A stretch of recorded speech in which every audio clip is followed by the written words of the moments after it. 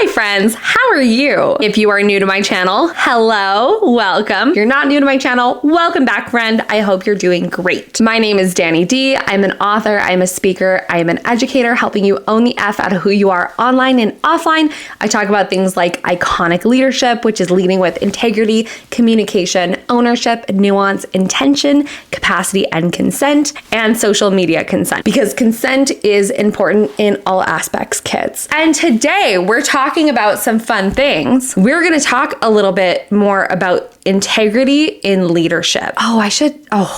It's just gonna be great. So if you didn't know already, I do have an entire playlist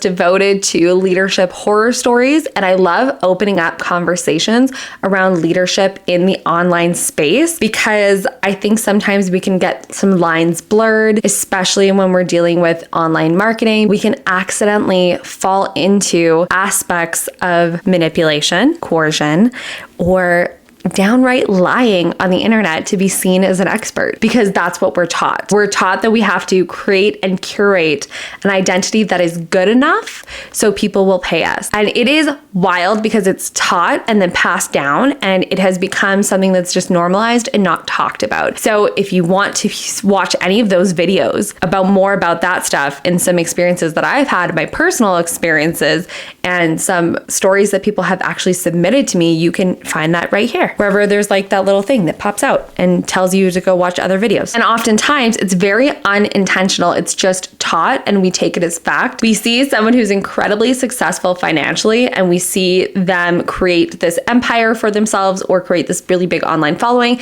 and we ask them, how did you do it? And then they tell us and we go, oh, okay, I should do exactly what you do if I want the same results. And then we hear things that are taken out of context, like duplication. You should duplicate what people have done that works for them, without questioning, is this in integrity with my value system? Like, does this actually align? Is this a reflection of my value system? Does this actually feel like me, right? Because we might want this amazing result, but does it actually feel like us? Is it something that we actually want to achieve in that way? And I love opening up these topics because sometimes things are harmful and we don't know that they're harmful. So I wanted to open up a topic today on how sometimes we can accidentally utilize emotional breakthroughs, and I use breakthroughs like this, or moments where we utilize words like triggering for our marketing to position ourselves as an expert. And I say we because I am in the coaching industry. Like, I am someone who, before this past year, and probably still in some aspects, I'm kind of an a-hole in my marketing in terms of accidental manipulation or not super trauma-informed marketing, or things that just are harmful, but you don't know what you don't know until you know it. And then when you know it, you're like, wait, what? And so this past year has been a whole expansion of my brain of recognizing and noticing things that are very harmful that I didn't know I was even doing. So one of these things and you might have seen it, is glorifying, triggering their audience. And I understand that it's like, the way that the word triggering is used is not necessarily to put someone into an unsafe position.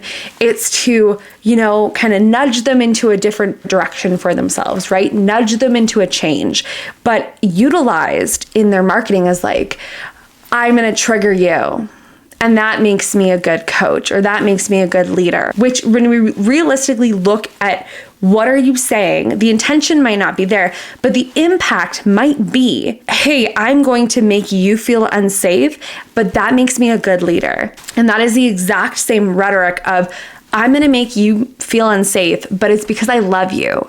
And that is where it gets so harmful, because if your whole goal is to put someone into an emotional, unsafe place under the disguise of it being for the breakthrough or for the expansion or pushing someone so far out of their comfort zone for the results, right? That is literally like saying, I'm going to make you feel unsafe so that you can grow in a relationship. I'm going to make you feel unsafe so that you can whatever. And yes, go outside your comfort zone. I use this like this. Go outside your comfort zone while making sure that you're mentally, emotionally, and physically actually safe, because that matters, because not everyone has the same privilege of visibility. Everyone's visibility is not, like, the privilege of being visible online is not the same for a multitude of reasons. Like, their actual physical environment isn't safe. It might be the fact that some people in their life aren't safe for them to be super visible on the internet for.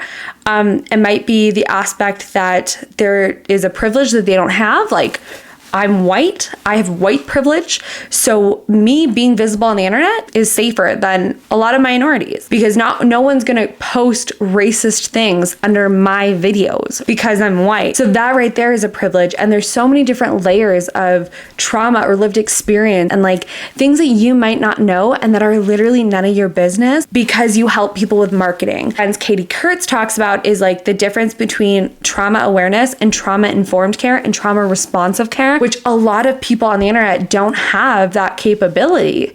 They kind of live in like the trauma awareness space and then maybe trauma informed. But if you're saying, oh, like if you haven't actually done what you need to do to look at those aspects and you're saying, hey, I'm just going to trigger you and I'm going to whatever. And like, it's so profitable for you to fall apart. It's so profitable for you to be in an anxious space. It's so profitable for you to have a full-on breakdown on one of our calls, because that makes me feel like a good coach, because I've been taught that you sobbing and breaking down means that I'm doing something right. Like, there's so many different things. Not that you can't cry on coaching calls. Like, people cry on my coaching calls. Not that often, but if they do, it's okay, right? That's fine. It's like whatever happens, happens. You're a human, right? But I'm not actively going for that response. That is not the response that I want to get so that I feel like I'm doing a good job. And it really reminds me of theater school, because a lot of professors are like, they break you down and kind of push you into an unsafe position of like method acting or whatever to get the performance. And then it is so unsafe for you mentally, because you don't know how to come back home to yourself. You don't have the skill set maybe to self-regulate, but you got the performance, you got the results, you got the testimonial, right? So I just think that it's really important for us to be more aware of what we're going for and why we are marketing things the way that we are and what is the intention behind it. And I would just urge you to look more at this stuff if this has been you, if this is you, if this was you, to look at these things from a different scope and a different lens. And I will put Katie Kurtz's Instagram below. She's amazing. I actually did a podcast with her. I'll put that below too, which is trauma informed space holding, because I think it is really important to open up these conversations and ask ourselves why, and question what we've been taught, and question if it makes sense to us on an actual ethics level, and look at it for what it is, not just for the sake of control and the sake of feeling superior to those who pay us. Let's question it all. I'd love to hear your thoughts.